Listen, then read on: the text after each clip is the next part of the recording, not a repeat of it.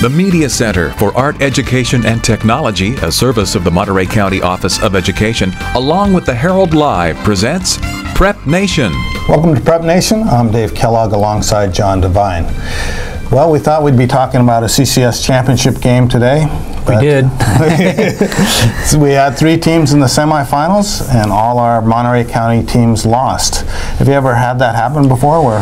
You know, not in my 30-plus years, or since the CCS went to a divisional format. Every time we've had 3 teams in the semifinals, at least one of them's moved on. So this is the first, and for me, it's just the 3rd time in my 12 years at the Herald that I won't be covering a CCS title game. So I feel a little alone right now. That Friday night, Seaside fell behind early, as did Salinas, and we kind of, well, watching at home via your Twitter cast, I knew that those 2 teams were probably not going to go on, but Monterey looked like it had a great shot, and that's where you were, watching Monterey and Aptos. What happened there? You know, they did. They jumped out to a 20-7 halftime lead and were controlling the game. They went on a 7-minute drive to open the game, scored a touchdown. Aptos came back and scored quickly. But they were in control of the game in the first half, and I think, you know, Aptos came into that game a very confident team, having won 9 straight games, the Santa Cruz Coast Athletic League title. So I wasn't completely surprised by the turn. I wasn't surprised by any of these, actually, to be honest with you. You know, I picked all 3 teams to win. But Aptos kind of gained control of that game, and Monterey couldn't recover. In fact, Monterey had to throw the ball a little bit in the second half, which is something they're not accustomed to doing. But Monterey looked pretty good throwing the ball. They did, and it's kind of like, where did this come from, and where's it been all year? You know, Jimmy Hill threw the ball really well, and he had a couple of nice targets, but they're not a team built to come from behind, and to come from behind 10 with, you know, 2 minutes left in the game was, you know, I don't know of many teams that can do that around here. But they did have a shot with a last play field goal attempt. A shot to tie the game, yes. It would have been a good one. It was a 48-yard attempt. The kid who kicked it had enough leg, but it just a little wide to the left. Okay. And you had some theories, too, about some of the other semifinals. First, let's start with Salinas and Hollister facing for the second time, meeting up for the second time this season. And that was just it right there. And Coach Goodbuddy and I talked about this on the show last week, that it's tough to beat a team twice in the same season, particularly a team that's very similar to you, a physical defense, a punishing running game. What impressed me about San Benito, Dave, is they lost their starting quarterback 6-7 weeks ago. So they've had a backup quarterback all year. But they didn't have their 2 starting running backs for the Salinas game, both out for various reasons, and they still scored 30 points in that game. How do they do that?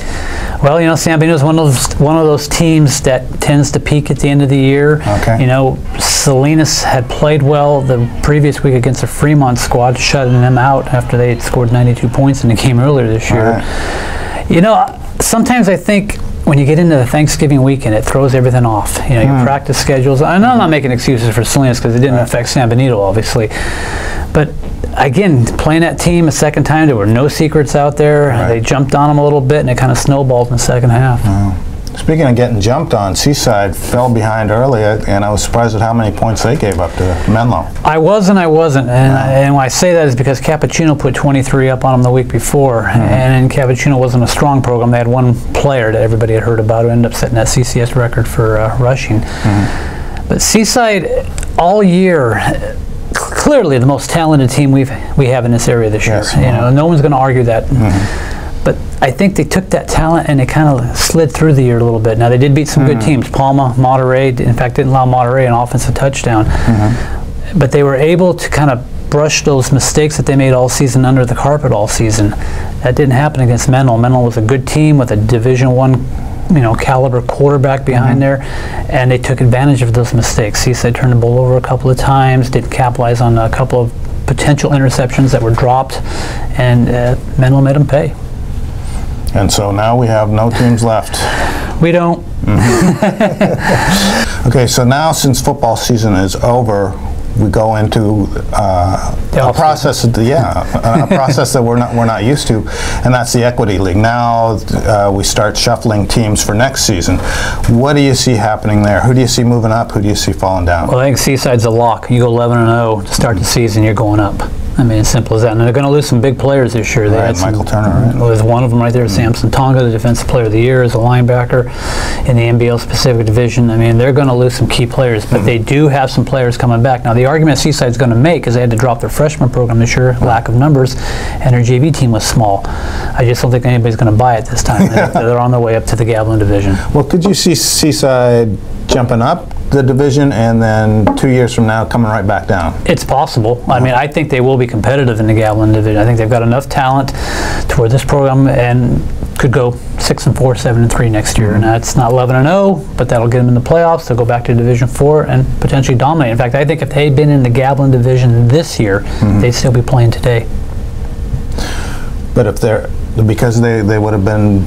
I just think they would have been tested more. They would have been pushed a little bit more. They would have learned that the mistakes they made all season weren't going to work against good teams. Yeah. And but again, that's... But this is the goofy thing about it. Okay, so they play up, they play a tougher schedule, pick up a couple of losses, all of a sudden they're out of the state playoff picture because of those losses. I mean, this year they were, it seemed things were lining up for them. They were. Yeah. No, that's true. And again, we got to look at this, I guess, in another light. I mean, how important is playing for a state championship? Nobody in the county has ever done it, and I don't know if it'll ever happen the way the format is set up right now. If that's the criteria, you know, then we've got to change this whole format around in terms of if you're an A-League, then you should be playing an A-League playoff format, not a B-League or a team that goes down into the Division 4, something like Valley Christian's in Division 3 this year. They have no business being in Division 3. They're a West Catholic League program. But that's just the way the CCS has it set up right now, and we're the only section that has it set up that way right now. Okay, going back to our equity leagues, who else do you see going up? You know, I think Monte Vista is going to go up. And again, I think they're going to argue and say, hey, we're a small school here, we don't have the numbers, but they've been successful now 3 straight years, so 7 or more wins. They've been in the playoffs the last 2 years. They're capable of competing at that level. They had a decent JV program. I mean, I think Alisal is going to stay down. Really? I mean, I think they're going to look at Alisal and say, you know what, we've kind of beat this school up a little bit over the last 5 years. You know, they had some success they were in the T-Cal, right? And I think that's where they belong. I think Alisal belongs in the Pacific Division, at least for 1 more year. Wow. But can Monte Vista, I mean, it seems to me they're not a team with a whole lot of depth year in and year out, and they'd get more beat up in the Gavilan division. Right, and it might be a 1-year deal. I mean, they may prove that they can play, but they did play a couple of teams this year. They beat up Gilroy, who will probably be one of those teams going down, as well as Alvarez. And Alvarez is a program that has to go down to the Pacific Division. I don't want to hear about how they have these great JV and freshman programs. You know, that doesn't translate to success at the varsity level. If you look at a lot of the good teams this year, they're big-time sophomores, and some freshmen were playing varsity this year. Well, speaking of teams coming down, Gilroy seems to have a big area to draw from, and I would think belongs in an A-League because they have such a population. But keep in mind, though, Christopher opened up 3 years ago, which is the otother school in Gilroy, and it cut Gilroy's enrollment in half. Now, Christopher seems to have benefited. It seems like they're the program on the rise in Gilroy. Well, Gilroy, the old school, is kind of on a decline a little bit, at least in football. Their wrestling program is incredible.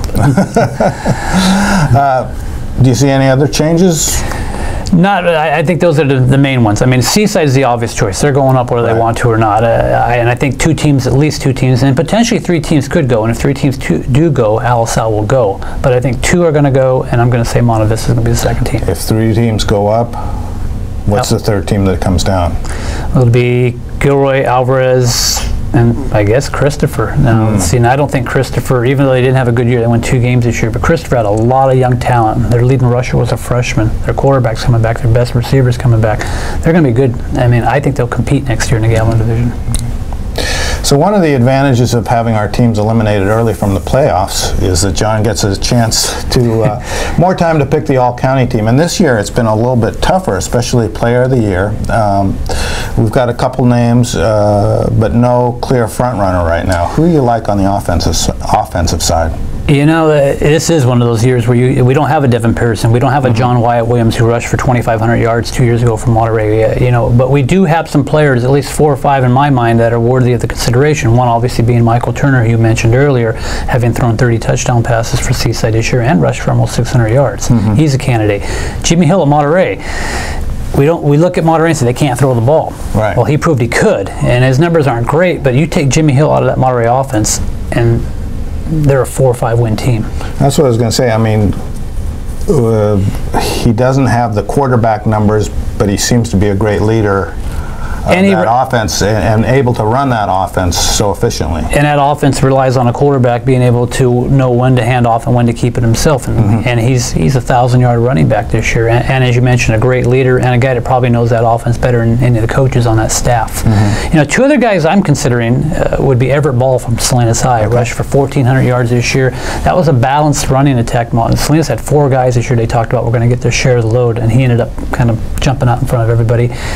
And a long shot here, but sophomore Connor Martin from Carmel. I know people say it was the MTL, MTL, inflated stats. I disagree with that. You know, a lot of times he was out of the game in the 4th quarter in some of those blowouts, and he still threw for 30 touchdowns and almost 2,700 yards. So he's someone to look at down the road, maybe.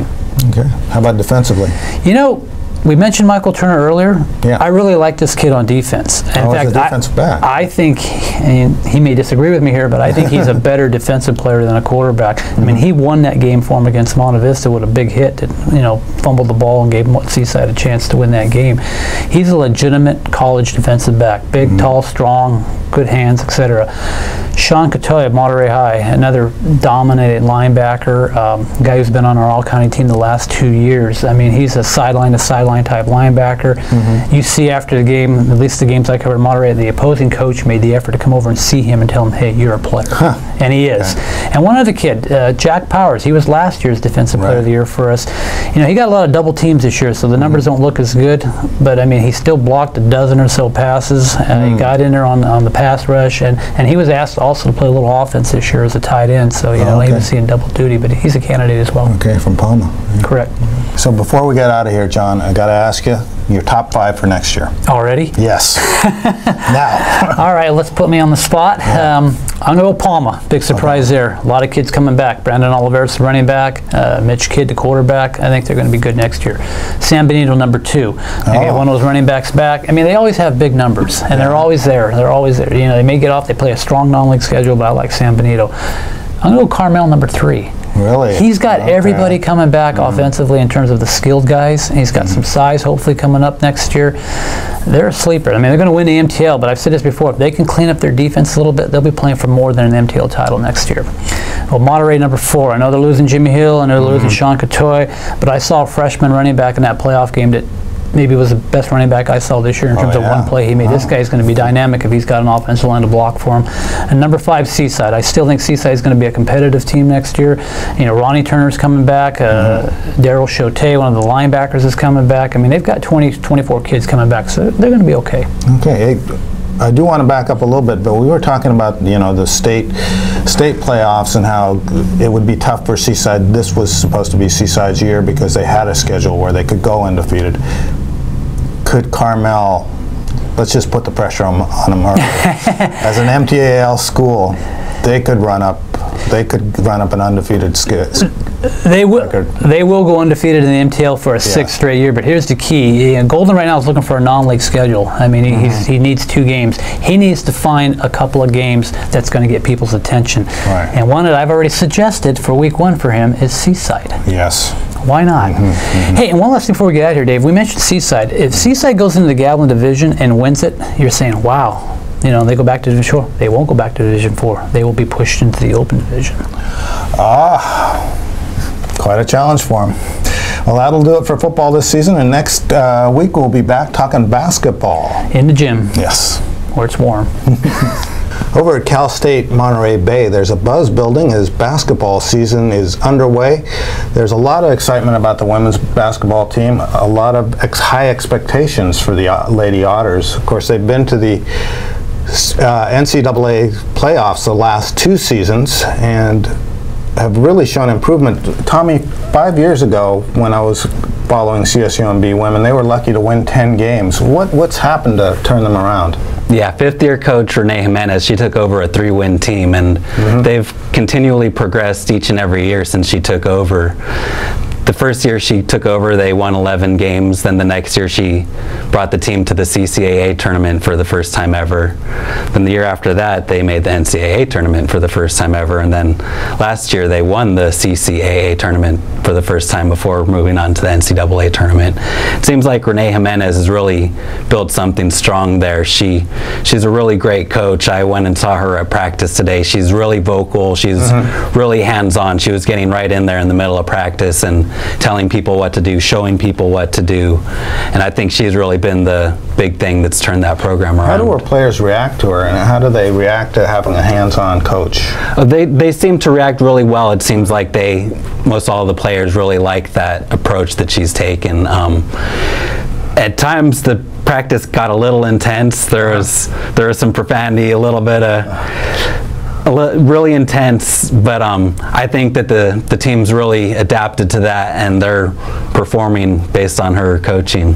Do you think, is she and the team feeling a little more pressure this year with expectations? I know preseason they're picked to win the conference title, and I think some people would be expecting them to run a little deeper into the NCAA tournament. The farthest they've gone is the second round. Yeah, Jimenez said that she would like to see this team continue moving forward. She would like to make it to the Elite Eight. Yeah, okay. So that would be a big step to make the trip to San Antonio.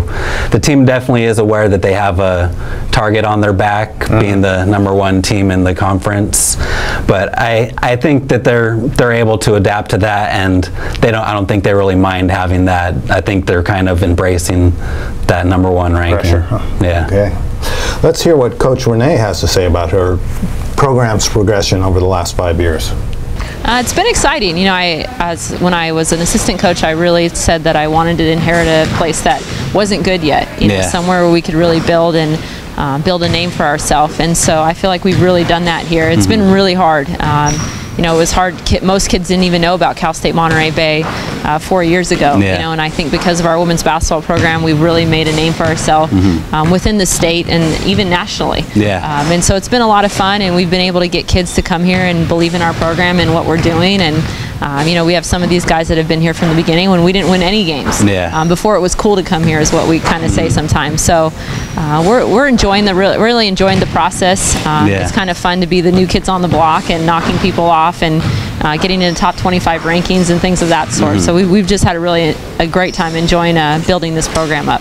And tell me about how you've had a defense-first mentality and how that's really been successful for this team. Well, as a player, I was an offensive-first mentality, so that was a big change for me. I think once you get into coaching, you realize, you know, what your coaches were yelling about you when you were playing. You know, that defense wins is really true, and I think that's something that stemmed from when we first got here. We just weren't very good offensively, and so we said, well, if we're not going to be good offensively, we better be pretty good defensively. You know, and so we really kind of just made that our bread and butter, and you know, we really appreciate our kids, you know, because they do the dirty work. They do all the things that a lot of teams don't want to do, and we've made that our staple, and it's really the backbone of our program, and it's who and what we are. Even, you know, when the ball doesn't fall, you can always get stops on the defensive end, and that defense has just been, you know, kind of just the motto of our program. So explain to me how it seems like, especially when you get deep in the season, into the conference tournament, and hopefully into the NCAA tournament, it seems like defense is really at a premium at that point. Oh, absolutely, because what you're seeing at that point is teams that have already seen you play. You know, so they've scouted you, they know what you're doing, you know what they're doing, and it's really going to come down to who's going to guard who better, because everybody knows what each other's doing at that point. So it really helps us, and especially when, like I said, when shots aren't falling, you can always, you know, sit your team down during a timeout and say, hey, let's keep getting stops on the defensive end of the floor, and our shots will start falling eventually. So it seems like the success that your team had last season at the end of the year has transitioned into a #1 ranking into the CCAA. Tell me a little bit about that. I heard you talking about it with the team at the end of practice. It's probably both a little bit of a positive and a negative. It is. You know, what we talk about a lot is that the #1 ranking, it doesn't practice hard and it doesn't win championships for you. And what you do every day in practice is you know, is how you get that #1 ranking. It's a great privilege and a great honor, especially 4 years ago, we were picked to finish 12th, I think, then 9th, then 8th, and then 4th. And so here we are with the #1 ranking. I mean, I'm really happy for our kids like Holly Holcomb and Brittany Lewis and Jessica Fontanet, who've been here with us for a long time. but at the same time, it's kind of a thorn in your side because every night you get every team's best game because everybody wants to beat you. Yeah. And that's kind of what you heard us talking about at the end of practice is that no one's going to give it to you and you got to earn every one. And so what's this team have to do this weekend to go 2-0 to start league play and live up to that #1 ranking? Yeah, well, I think they're they're still getting to know each other. I mean, they have 2 games under their belt with a couple exhibition games against some Division I opponents like USC. And so I think just playing hard, playing with energy. Following I think our game plan defensively and what our scouting report is for Sonoma and San Francisco State. But I have no doubt they're going to come out and play. We have to have better energy during practice. But when the lights go on, these guys, they're gamers. They'll be ready to go. One of the up-close witnesses to this turnaround has been point guard Jessica Fontenette, a player that earlier in the season you said that the coach called her the defensive quarterback of the team. How important a role does she play for the Otters? Oh, she plays a huge role. This is a defense-first team. That's really what's gotten them to where they're at. And she's been there all 4 years. She's been playing a lot. She played in every game as a freshman. And she's really seen this team progress from those early days that she started off as a freshman until now that they're really a contender perennially. She's played a big role. Do you think she's, once again the pressure question, is she feeling the pressure of this is her senior year, she wants to go out big? I think to some degree she is, but part of what Renee has built there with the Otters is this is a really deep team. Oh, okay. Out there in practice, they had 3 different teams that she was running out there, and that's something she told me earlier in the year that at times she may treat it as hockey and have like line shifts. Okay. So while there is a lot of weight on the starters, there isn't too much weight on the seniors and on the starters because this is such a deep team that if someone's struggling, she can plug someone else right in there. And she said she's confident in all of her players. They've played 12 players so far this year, and it seems like Jimenez really believes that all of those players belong on the court. Is this something that's going to keep Jessica fresher later in the season with all the substitutions? Yeah, I think that will really pay off as they head deep into the conference schedule and as they head into the conference tournament and hopefully the NCAA tournament. I think that depth will really pay off in the long run.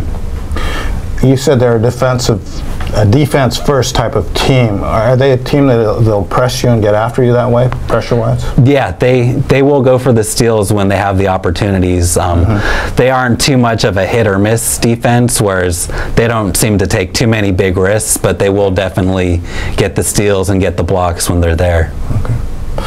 Let's hear what Jessica has to say about the progression of the CSUMB Otters over her 4 years. So Jessica, tell me what it's been like over these past 4 years, how this team's really transitioned into a powerhouse in the CCAA. It's been a great experience, actually. Actually, starting as a freshman, you kind of see the underdog of it, and then as you become older, you kind of become a leader, and you know how the system works, and you just kind of teach it to all the new people who are coming in. And so this is really a defense-first team. Tell me a little bit about that. Yes, that's our #1 focus. Coach always talks about defense, and it's taken us very far. Last year we were the #1 defensive team, and that was a great year with the team, and it's just always been a main focus for us. And so obviously first things first, you guys got to start off conference play, but jumping back a little bit, tell me about what it's been like playing in the NCAA tournament the last 2 years for you. Oh, it has been great. It's very exciting. I think for the past couple of years, it's been a lot of new people coming in and great teammates with a lot of talent on this team, and it's kind of cool to see everybody kind of get that experience and to like have a chance to know what it's like to go to the NCAA tournament and play in it. So it's really fun. And so do you think playing against teams of that high caliber help you out coming into this season? Yes, definitely. They definitely help us know what's there and what we can expect. So it helps us. So we kind of practice for the NCAA tournament, not necessarily the games we're going to play Friday and Saturday. So cool. That should do it. Thanks for your time. Thank you. Conference play starts this weekend. The Otters are on the road. What are going to be some of the keys for the Otters to get off to a fast start this season? Yeah, this team hasn't started off on the road for conference play for a long time. Oh, okay. So I think there's going to be a little bit of an adjustment to that, but they're telling me that they don't think that's that big of a deal for them. I think they would like to get out ahead early.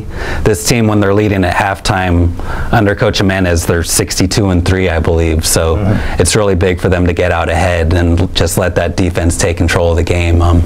Stephanie Cordial has been the leading scorer so far this year for the Otters as they won their first 2 regular season games. And I think that'll be a big part for them if she can get scoring. Okay. In her first game, she struggled a bit shooting from the field, but she made up for it from the line, and then she got it going in the second game and had a really good shooting game. Okay. Let's hear what Stephanie has to say are the keys to this weekend. Tell me about this Friday. What are you guys expecting heading into conference play? This Friday begins a really big adventure for us. We're starting conference. We play Sonoma this Friday, and we have San Francisco State on Saturday. They're 2 really, really different teams. Sonoma is kind of big and methodical with their play versus San Francisco, who is just run and gun and up your shorts the entire game. So it'll be interesting to see, but we have a really good game plan for both teams, and I think we can handle it and take care of business on the road. And what's it like starting off the conference season on the road for you? Oh my gosh. Well, we had a lot of home games last year to begin with. I think this is a really good test for us. It's going to push us to be more mentally focused, to definitely have each other's backs when we're not playing in front of our home crowd. So I think it's a great test in that way, and I think we can handle it. And so you transferred from UC Santa Barbara, right? Yes. Tell me, what's the difference like moving from Division I to Division II? Is there a big gap, or is it pretty similar? It is very similar in most ways. I think the way that it differs is that there's less politics and more companionship between teammates, and I feel like this is actually a much faster game, so a much more transition-based game, and our program specifically focuses so much on defense that we really, really value each possession and each defensive stop versus where you have Division I superstars. We stress a team effort, and I think that's great. All right, thank you. Thank you. One of the unique things about CSUMB and the league they play in is the men and women play at the same sites. So on Friday, both teams are at Sonoma State, and Saturday, both teams are at San Francisco State. How do the men look this season so far? The men have come off to a really strong start. They got their season started up in a tournament in Alaska, and they did pretty well up there, and they're actually 3-2. This is their best start since 2008-2009. This is the best they've done under Coach Bishop to start off the year. So they're looking for a fast start too to the league season, although they don't have the pressure of being picked to win the league championship. Yeah, after struggling a few years, I think they would really like to get going strong and build up their confidence as they head into the league schedule. Surprise some people. Yeah, definitely. And that does it for this week's Prep Nation. We'll see you next week.